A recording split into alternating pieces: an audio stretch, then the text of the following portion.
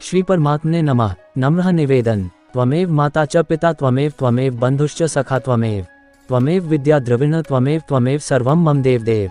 मूकं करोति वाचालं पंकलंघयते गिरिं यत्कृपा तमः वंदे परमानंद माधवम। परम आदरणीय जगत गुरु श्री श्री आद्य शंकराचार्य भगवान कृत विश्वविख्यात श्रीमद् भगवद गीता भाष्य को कौन नहीं जानता। आज यह भाष्य गीता के समस्त भाष्य और टीकाओं में मुकुटमणि माना जाता है। वेदांत के पथिकों के लिए तो यह परमोत्कृष्ट पथ प्रदर्शक है, इसीलिए प्रायः सभी अद्वैतवादी टीकाकारों ने इसका सर्वथा अनुसरण किया है। आचार्य के कथन से यह सिद्ध होता है कि उनके भाष्य निर्माण के समय श्रीमद् भगवद गीता पर अन्य बहुत सी टीकाएं प्रचलित थीं। खेद है कि आज उनमें से एक भी उपलब्ध नहीं है, परंतु आचार्य कहते हैं कि उनसे ग्रंथ का यथार्थ तत्व भली भांति समझ में नहीं आता था। उसी यथार्थ तत्व को दिखलाने के लिए आचार्य को स्वतंत्र भाष्य रचना करनी पड़ी। इस भाष्य में आचार्य ने बड़ी बुद्धिमानी के साथ अपने मत की स्थापना की है। स्थान स्थान पर शास्त्रार्थ की पद्धति से विस्तृत विवेचन कर अर्थ को सुस्पष्ट किया है। कुछ समय से श्रीमद् भगवद गीता का प्रचार जोर से बढ़ रहा है। सभी प्रकार के विद्वान अपनी अपनी दृष्टि से गीता का मनन कर रहे हैं, परंतु गीता का मनन करने के लिए आचार्यकृत भाष्य को समझने की बड़ी ही आवश्यकता है। इसी से अनेक विभिन्न भाषाओं में भाष्य का अनुवाद भी हो चुका है।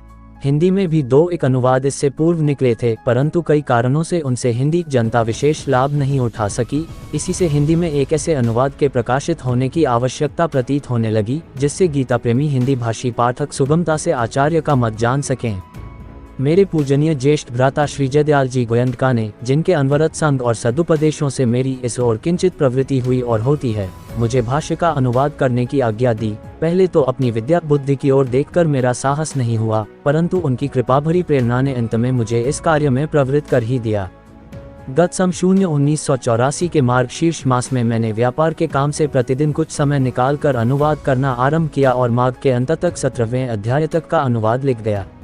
इसके पश्चात अनेक बार ग्रंथ के प्रकाशित करने की बात उठी, परंतु अपनी अल्पज्ञता के कारण किसी अच्छे दिखलाकर संशोधन करवाए बिना छपाने का साहस नहीं हुआ।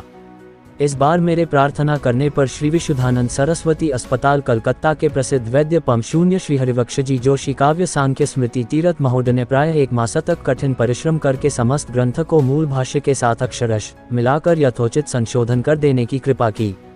इसी से आज यह आप लोगों की सेवा में मुद्रित रूप में उपस्थित किया जा सका है। इस कृपा के लिए मैं सम्मान्य श्री जोशी जी महाराज का हृदय से कृतज्ञ हूँ। अपनी अल्पबुद्धि और सीमित सामर्थ्य के अनुसार यथासाध्य मैंने सरल हिंदी में आचार्य का भाव ज्यों का त्यों रखने की चेष्टा की है, तथापि मैं यह कह नहीं सकता मैं इसमें संपूर्णतया सफल हुआ हूँ।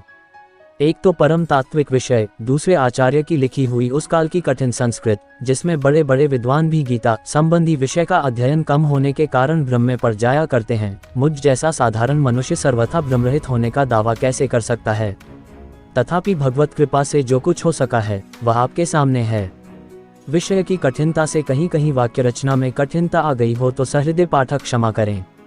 ऐसे ग्रंथ के अनुवाद में किन किन कठिनाइयों का सामना करना पड़ता है और अपनी स्वतंत्रता को छोड़कर पराधीनता के किन किन नियमों में कैसे बंध जाना पड़ता है, इसका अनुभव उन्हीं पाठक और लेखक महोदयों को है जो कभी इस प्रकार का कार्य कर चुके हैं या कर रहे हैं।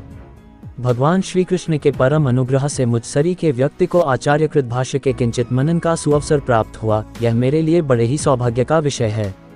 श्रद्धेय विद्वान मंडली और गीता प्रेमी महानुभावों से प्रार्थना है कि वे बालक के इस प्रयास को स्नेहपूर्वक देखें और जहां कहीं प्रमादवश भूल रह गई हो उसे बतलाने की कृपा अवश्य करें, जिससे मुझे अपनी भूलों को सुधारने का अवसर मिले और यदि संभव हो तो आगामी संस्करण में भूलें सुधार दी जाएं। यद्यपि मैं मराठी नहीं जानता, तथापि जहां कुछ विशेष समझने की आवश्यकता हुई है वहां मैंने पुनः आचार्य कुल के आचार्य भक्त पम शून्य श्री विष्णु वामन वापट शास्त्री जी कृत मराठी भाष्यार्थ से सहायता ली है। इसके लिए मैं पंडित जी का कृतज्ञ हूँ। एक बात ध्यान में रखनी चाहिए, अनुवाद कैसा ही क्यों न हो, जो आनंद और स्वारस्य मूल ग्रंथ में होता है वह अनुवाद में नहीं आ सकता। इसी विचार से इसमें मूल भाष्य भी साथ रखा गया है। साधारण संस्कृत जानने वाले सज्जन भी आचार्य के मूल लेख को सहज ही समझ सकें, इसके लिए भाष्य के पद अलग अलग करके और वाक्यों के छोटे छोटे भाग करके लिखे गए हैं। व्याकरण के नियमानुसार यदि इसमें किसी प्रकार की त्रुटि जान पड़े तो विद्वान महोदयगण क्षमा करें।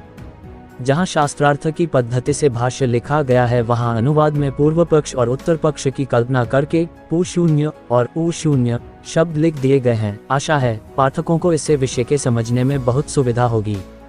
भाष्य में मूल श्लोक के जो शब्द आए हैं वे दूसरे टाइपोन में तथा जहां प्रतीक आए हैं वे दूसरे टाइपोन में दिए गए हैं। मूल श्लोक के पदों का आगे पीछे का संबंध जोड़ने के लिए भाष्यकार ने जैसा लिखा है वैसा ही कर दिया गया है, परंतु सभी जगह यह बात हिंदी में लिखकर नहीं जनाई जा सकी, अतः कहीं कहीं तो टिप्पणी में इसका स्पष्टीकरण कर दिया है।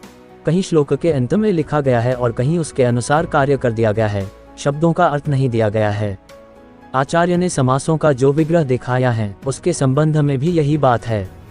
जहां तक बन पड़ा है उसी प्रणाली से अनुवाद में समास का विग्रह दिखलाने की चेष्टा की गई है, परंतु जहां भाषा की शैली बिगड़ती दिखलाई दी है वहां उस विग्रह के अनुकूल केवल अर्थ लिख दिया गया है, विग्रह नहीं दिखलाया गया है। पाठकगण मेरी सुविधाओं को देखकर इसके लिए क्षमा करेंगे। आचार्य श्रुति स्मृति पुराण इतिहासों के जो प्रमाण उद्धृत किए हैं वे किस ग्रंथ के किस स्थल के हैं यह भी दिखलाने की चेष्टा की गई है। वहां जिन सांकेतिक चिन्हों का प्रयोग किया गया उनकी सूची अलग छपी है। अनुवाद में पर्याय बतलाने के लिए कहीं अर्थात शब्द से तथा कहीं डैश से काम लिया गया है। समास करने के लिए एक छोटी लाइन लगाई गई है।